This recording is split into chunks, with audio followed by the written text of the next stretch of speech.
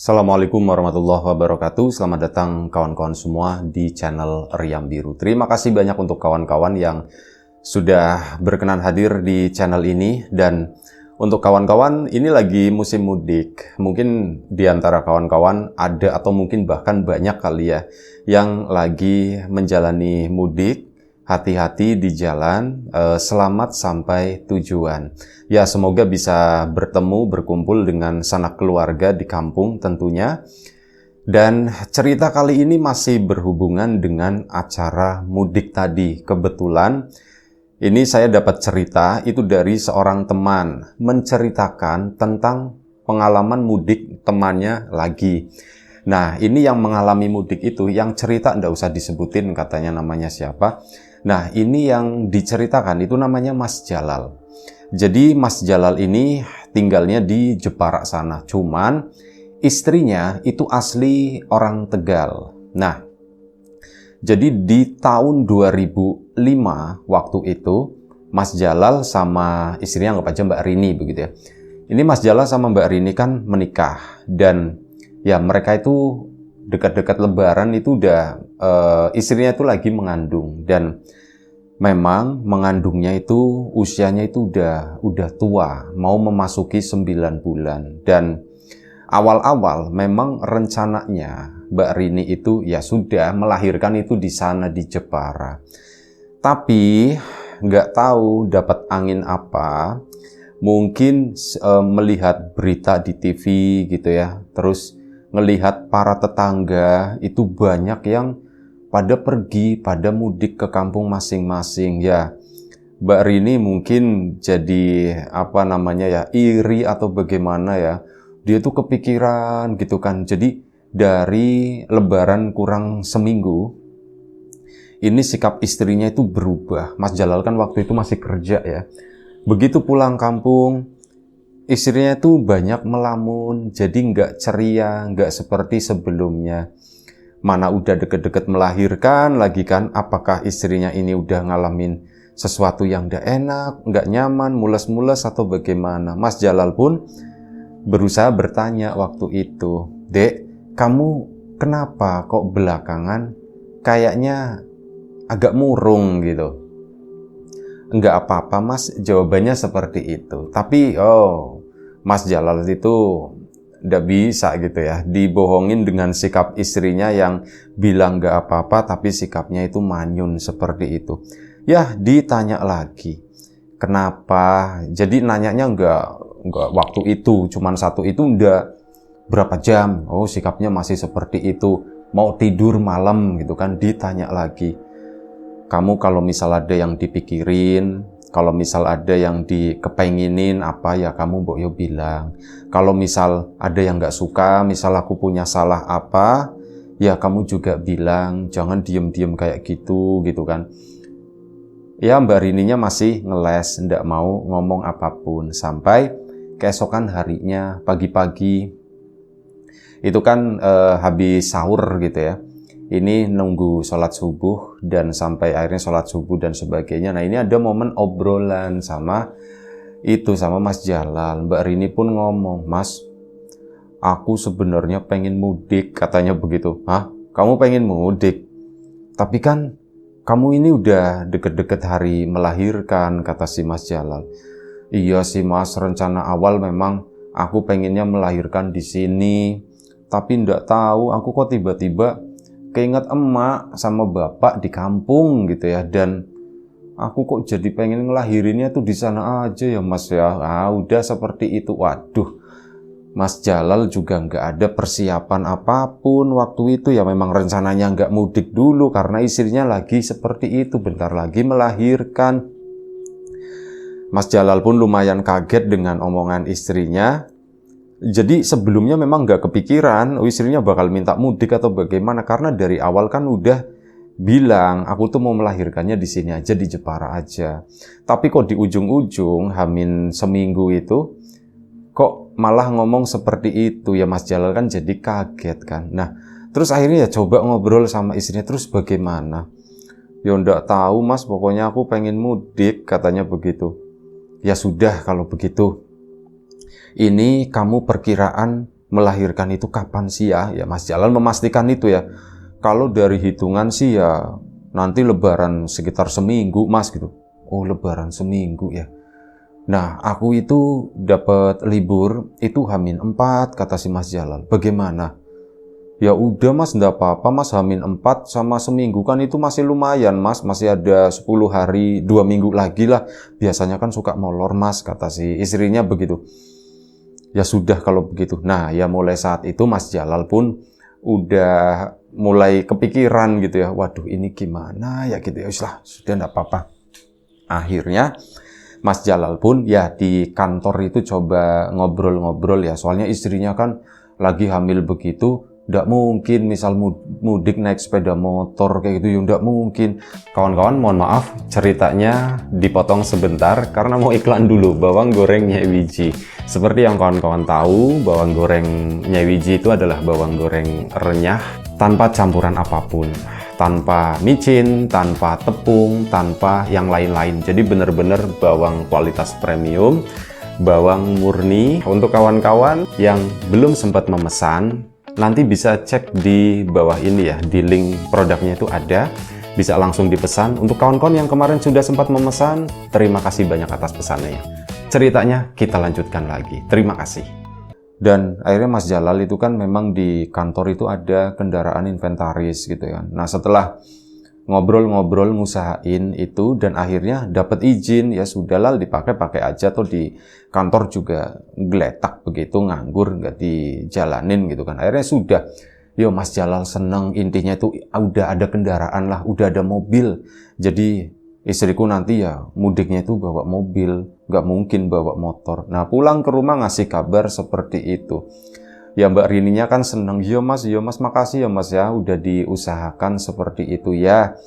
Ya sudah nanti kita mudik H-4 ya, kalau misal aku udah dapet libur. Iya mas enggak apa-apa kata si Mbak Rini. Akhirnya sudah, hari pun berlalu, singkat cerita hari H pun tiba. Nah hari terakhir itu si Mas Jalal sendiri pulang memang agak cepat, sekitar jam 2. Jam 2 itu udah sampai rumah dan melihat istrinya itu udah packing semuanya, udah beres semuanya. Begitu udah beres semua termasuk pakaian-pakaiannya Mas Jalal itu juga udah dirapikan. Ya hari itu bengong gitu kan nungguin buka puasa dan Mas Jalal pun jadi ingin ikut gitu ya. Maksudnya jadi pengen mudik kebawa sama suasana, apalagi kayak gitu. Tetangganya itu satu persatu udah mulai pada pergi. Memang nggak semuanya, tapi ada beberapa. Rasa ingin pun jadi tambah kuat. Dan akhirnya, ya mereka ngobrol-ngobrol setelah buka puasa. Rencananya itu sebenarnya mereka memudiknya itu pagi harinya. Tapi karena kebawa suasana tersebut, setelah ngobrol buka puasa itu, kalau Mbak Rini nggak puasa ya, Mas Jalal yang puasa. Nah setelah ngobrol-ngobrol, Mas Jalal malah yang nawarin, Dek, apa kita malam ini aja ya jalannya katanya. Soalnya kalau malam kan enak, adem, nggak panas, kata si Mas Jalal begitu. Ya sudah mas, aku sih oke aja kata Mbak Rini. Akhirnya sudah, ya udah kalau gitu, bentar lagi kita siap-siap kata Mas Jalal. Iya mas. Akhirnya sudah dipersiapkan kan bekal-bekal koper-koper gitu yang pakaian-pakaian dan sebagainya. Karena apa? Memang rencananya Mbak Rini kan jadi melahirkannya itu udah aku mau melahirkan di Tegal aja gitu. Dan ya tentu pakaian yang dibawa itu pun lumayan cukup banyak. Akhirnya apa? Ya dimasuk-masukin ke mobil semuanya. Jam 7 itu udah kelar dan mereka tuh masih nunggu-nunggu gitu ya. Mau berangkat jam berapa ya? Mas, kalau misal jam segini berangkat, sampai sana jam berapa ya mas ya? Kalau jam segini berangkat biasanya gitu ya, kalau dibawa santai itu sekitar 6 jam lah kata si Mas Jalal begitu ya. 6 jam, kalau misal jam 7 atau ya nggak mungkin jam 7, jam 8 lah gitu. Misal jam 8 jalan, ya sampai sana jam 2 pagi lah kata si Mas Jalal. Berarti pas sahur ya mas ya? Iya kata si Mas Jalal. Ya sudah mas, kita berangkat aja yuk. jam 8 kata situ ya. Ya udah kalau begitu, ya udah tak siap-siapin lagi ya, tak cek semuanya gitu ya. Itu kompor dan sebagainya, gas dicabut, guys. Persiapan meninggalkan rumah gitu ya. Dicekin semuanya sampai jam 8 lewat lah, itu udah beres semua. Dan akhirnya sekitar jam 8 lewat itu mereka pun jalan dari rumah menuju ke Tegal sana. Nggak disangka-sangka H-4 gitu ya, ternyata malam hari. Pikirnya Mas Jalal itu yang padet itu ya cuman di dalam kota, di situ di Jeparaknya doang. Soalnya kan banyak juga orang Jepara yang mudik, maksudnya dari luar kota masuk ke Jepara situ. Nah ini sebaliknya, si Mas Jalal dari Jepara keluar. Dipikirnya ya mungkin udah terlalu rame. Oh iya, yang dari Semarang itu kan ke arah sana juga banyak. Dek, kayaknya bakalan macet ini. Ya sudah, enggak apa-apa lah Mas lah. Toh pakai mobil ini gitu kan. Dan ya bensin juga yang penting dipenuhin Mas. Iya udah, bensin udah tak penuhin tadi. Ya udah Mas, kita berangkat. Akhirnya jalanlah mereka. Ya lewatin kota itu udah semarak ramenya itu udah bukan main gitu ya. Rame banget, agak sedikit tersendat, agak sedikit macet. Sampai akhirnya mereka pun keluar dari Jepara itu. Jalan itu lumayan cukup lengang. Arah sebaliknya itu padat, tapi arah ke sana ke barat gitu ya, menuju ke Tegal itu enggak terlalu padat. Nah, memasuki ya jalur Pantura itu setelah Semarang, baru di sana itu mulai padat lagi, tapi masih jalan seperti biasa gitu ya. Jalan normal lah, mungkin 40 kayak gitu. Itu masih dapat. Tapi ya harus ekstra hati-hati. Mbak Rini pun seneng dari tadi tuh ngoceh terus ya. Dari tadi, seneng lah pokoknya. Mas Jalal juga, istriku kayaknya seneng mau mudik ketemu sama orang tua. Ya wes. Oh ya, sebelumnya itu udah ada momen juga pamitan sama orang tuanya Mas Jalal ya. Waktu itu ya udah ngomong, ya orang tuanya Mas Jalal sendiri sebenarnya keberatan gitu ya. Ini udah sebentar lagi loh. Nanti ya amit-amit lah, semoga selamat gitu ya. Mungkin yang mau diomongin sama ibunya Mas Jalal itu, nanti takutnya ngelahirin di jalan malah repot gitu. Kontraksi di jalan, aduh gimana gitu. Yang mau nolongin itu siapa? Mungkin ibu itu mau ngomong seperti itu, tapi ya nggak sempet terucap hal tersebut. Dan akhirnya sudah ke sana jalan terus gitu kan. Jalanan lumayan cukup lancar, dibilang padat merayap, ya nggak merayap banget. Biasanya merayap itu kan 10-20 km per jam. Ini tuh masih dapat sekitar 40 segitu. Nah, jam 12 malam waktu itu,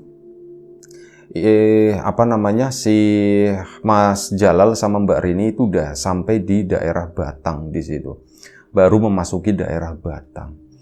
Nah, saat memasuki daerah Batang tersebut, Mbak Rini tadi itu sempat tidur sejenak. Terus tiba-tiba kebangun gitu kan. Terus, duduknya itu udah mulai kelihatan gelisah, sering geser begitu kan. Mas Jalal mulai deg-degan gitu. Ini kenapa? Tapi Mbak Rini belum ngomong waktu itu. Kok geser-geser terus seperti itu ya. Ini mana baru sampai Batang lagi gitu kan. Ini gimana ya? Ada ketakutan waktu itu Mas Jalal. Takutnya ini gimana kalau misal tiba-tiba mau melahirkan, tiba-tiba kontraksi di jalanan seperti ini. Siapa yang mau nolongin? Rumah sakit nggak ada gitu kan. Lah, pusing aku, kata si Mas Jalal. Semoga enggak. Berdoa, keringat dingin juga, ada khawatir. Ternyata benar. Masih di daerah tersebut dan waktu itu sekitar jam 12:30 pagi. Mbak Rini ngomong, Mas, perutku kok ndak enak ya Mas ya. Perutku kok mules banget begini Mas. Gitu kan. Mas Jalal udah, gitu kan. Akhirnya mobil pun dipinggirin. Minggir ke sana ya di daerah yang lumayan cukup sepi di situ. Mobil yang lain itu masih lalu lalang lewat di sana. Mas Jalal pun merhatiin, gimana kamu? Lampu dinyalain gitu ya, cetrek. Gimana? Nggak tahu Mas, perutku ini mules Mas. Gimana ya? Coba joknya dimundurin lagi posisi kayak tiduran. Dan lama-lama begitu, Mas. Wah, itu Mas Jalal bingung. Gimana ya? kamu mau ngelahirin atau gimana? Udah tahu mas, kayaknya aku mau ngelahirin sekarang mas, ini kok udah kayak gini banget mas, aduh, wah udah. Ya udah setengah jadi lah si Mbak Rini ya, Mas Jalalnya kalang kabut, ini gimana, aku mau nyetop orang juga. Ya gimana gitu kan.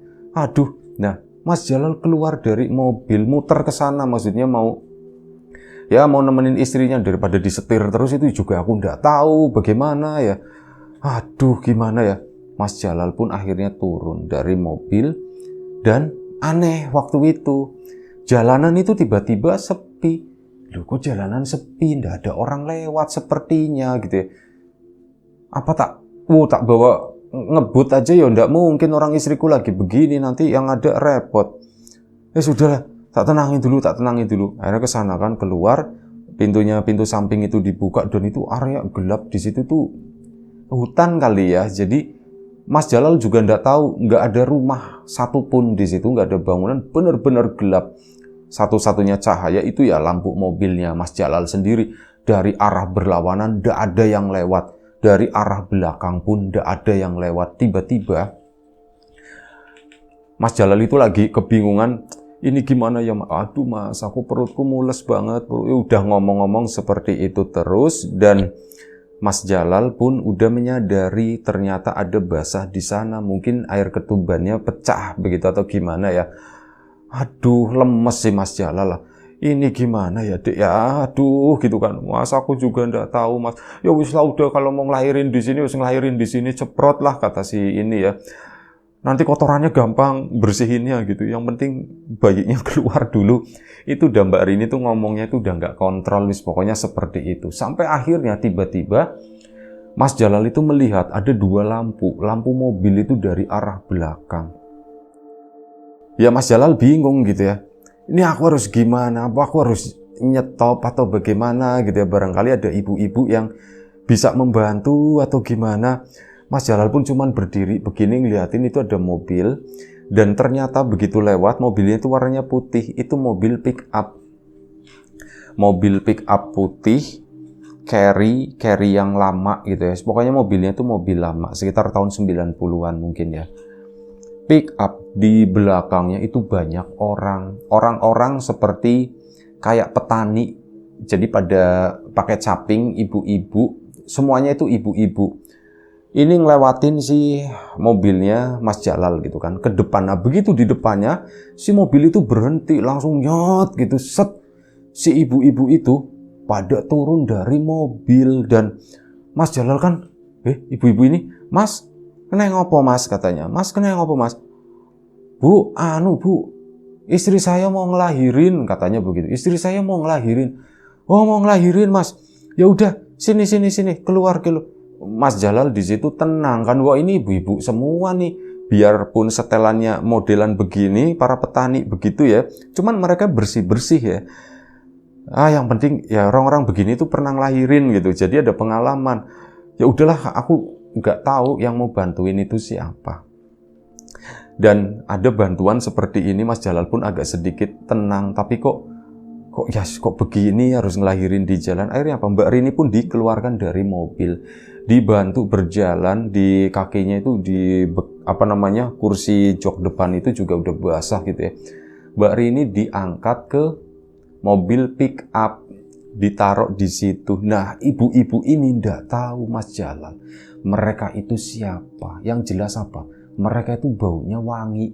Ini mohon maaf ya, di pikirannya Mas Jalal ya, namanya orang-orang ibu-ibu petani kan baunya mungkin bau ya agak-agak bau matahari begitu ya, seperti itu. Jadi baunya bau netral lah boleh dibilang. Toh udah malam, mungkin udah pada mandi juga. Dan nggak tahu waktu itu mereka itu mau perjalanan kemana. Nah, ini baunya tuh bau wangi. Wanginya tuh wangi enak seperti itu ya. Mas Jalal pun, ini mereka siapa ya? Mas Jalal pun sempat kepikiran, nanti istriku dinaikin mobil pick up, dibawa kabur lagi. Mas Jalal langsung mendekat ke situ kan, ke samping mobil pick up tersebut. Lampu itu tetap dibiarkan menyala mobilnya Mas Jalal. mesin masih nyala, ya buat nyenterin itu di mobil pickup yang ada di depannya tadi. Mas Jalal kesana ke sampingnya, nah ibu-ibu itu seolah-olah itu udah siap, jadi ngeluarin selendang batik itu loh, kain tapih gitu ya. Itu dikeluarin, seret kayak bikin pagar, ditutupin intinya. Di atas mobil pickup ada yang ya duduk begini megangin, ada beberapa itu ngasih tikar di sana. Tikarnya sepertinya lumayan cukup tebel di situ. Si Mbak Rini ditidurkan di tempat tersebut. Mas Jalal tetap berada di samping. Ini selendangnya itu tadi tutupnya itu dibeginin, jadi Mas Jalal itu bisa melihat istrinya. Dan waktu itu dibantu sama ibu-ibu tadi. Jumlah total dari ibu itu ada 9 orang. Beberapa megangin ini, yang 2-3 orang itu bantuin Mbak Rini. Ada yang megangin kepalanya begitu kan. Ayo Mbak, ndak apa-apa Mbak, ndak apa-apa, ini cepet kok, ini udah mau keluar kok. Mbaknya tinggal atur nafas, kayak dibimbing seperti itu ya. Tarik nafas, buang nafas, dorong. Nah, intinya seperti itu. Bat selama beberapa kali. Akhirnya bayinya itu keluar, ceproter, nangis gitu. Mas Jalal bingung gitu kan. Posisinya Mas Jalal itu berarti di dekat kepalanya Mbak Rini gitu ya, sambil ini dipegangin sama ibu-ibu di depan sana. Mas Jalal sendiri sambil ngelus-ngelus sambil megangin tangan istrinya. Dek, udah keluar deh gitu. Iya Mas, aku juga tahu Mas, aku kerasa Mas udah brojol ini gitu. Itu nangis dan ya diurusin semua sama ibu-ibu tadi. Mas Jalal tidak memperhatikan proses detailnya bagaimana, tapi bayi itu udah sempat digendong, dibersihkan dan sebagainya, dielap-elap begitu ya sama kain, dan itu tali pusar dan sebagainya itu udah dipotongin. Wes pokoknya udah beres semuanya, dan ya Mas Jalal itu fokus ke istrinya aja. Mas, bayinya Mas. Iya, itu bayinya lagi dibersihin, kata si Mas Jalal begitu. Udah Mbak, tenang aja, ndak apa-apa. Ini udah lahiran, bayinya sehat, laki-laki gitu kan. Alhamdulillah, kata Mas Jalal, Bu. Saya ndak tahu mau terima kasih seperti apa. Lah, ndak usah terima kasih begitu. Yang namanya melahirkan, ya kita saling bantu aja Mas, katanya begitu kan. Akhirnya sudah, Mas Jalal nggak fokus ke proses tersebut. Intinya itu selesai semuanya. Bayinya itu diserahkan ke Mbak Rini, digendong, posisinya masih di mobil pick up di sana. Digendong sama Mbak Rini, udah istirahat sebentar, ndak apa-apa. Ini kain itu akhirnya diturunkan. Cuman ibu-ibu itu pada duduk, ada yang berdiri berjejer mengelilingi Mbak Rini sama Mas Jalal. Mas Jalal juga masih berdiri di bawah di situ ya. Sampai akhirnya si Mbak Rini pun nanya, Bu, ini saya bisa lanjut perjalanan ndak ya? Bisa, ndak apa-apa. Sampai Tegal cepet kok, katanya begitu kan. Jalanannya kosong, kata salah satu ibu-ibu di sana. Mas Jalal, perasaan aku belum cerita kalau kita mau ke Tegal gitu. Sudahlah, tidak apa-apa, aku nggak mau mikirin seperti itu. Dan mungkin sekitar 1 jam lah mereka di tempat tersebut ya, proses persalinan itu selesai, dan si ibu-ibu itu pun akhirnya, ya sudah Mbak, kalau memang sudah ini daripada kelamaan di sini, Mbaknya mending udah langsung pulang aja, nanti ini bayinya biar sampai rumah sana nanti dibersihin, katanya begitu, dimandiin lagi dan sebagainya. Bu, terima kasih Bu, Mas. Ngasih kode gitu, maksudnya ngasih sesuatu atau bagaimana. Oh iya, Mas Jalal pun akhirnya langsung mengeluarkan, Bu, saya ada segini Bu gitu ya. Ini enggak tahu kalau dibagi ibu-ibu semua kira-kira cukup enggak. Mas, enggak usah katanya. Sudah apa-apaan kayak gitu, enggak usah. Bu, lo enggak enak Bu. Nah, Mbak Rini juga, Bu, enggak apa-apa Bu. Enggak, kami enggak seperti itu. Enggak, udah Mbaknya dipindah ke sana, malah jadi kayak diusir gitu. Mbaknya dipindah ke mobil, udah enggak apa-apa kok Mbak, sehat katanya begitu. Mbak Rini pun langsung turun ke situ ya, dibantu. Mbak Rini bisa jalan, bayinya digendong, ini udah diganti pakai selendangnya sendiri karena udah disiapin di koper di sana. Karena udah diganti, Mbak Rini pun pindah ke dalam mobil ke situ. Ini si Mas Jalal kan bantuin Mbak Rini duduk ya di sana. Nah, begitu Mas Jalal mau keluar mau bilang, "Bu, terima kasih." Mobil itu udah hilang. Nggak ada siapapun di depan sana. Bener-bener hilang, bersih, nggak ada bekas. Lampu tuh kan masih nyala ya. Mbak Rini sampai bingung, "Mas, pada kemana, Mas?" "Nggak tahu, Dek. Kok udah ngilang begitu aja?" Oh, Mas Jalal langsung, "Ya sudahlah, nggak apa-apa gitu ya. Kamu gimana?" "Nggak apa-apa, Mas, nggak apa-apa gitu. Udah bayinya dinenenin barangkali ini gitu ya." "Iya, Mas, ya Mas, udah itu urusanku," katanya. "Udah yuk kita lanjut perjalanan." Itu Mbak Rini kayak udah fit banget, kayak udah biasa aja gitu ya. Mas Jalal aja bingung, akhirnya masuk lagi ke kokpit ya, ke setir gitu kan. Lanjut perjalanan malam itu.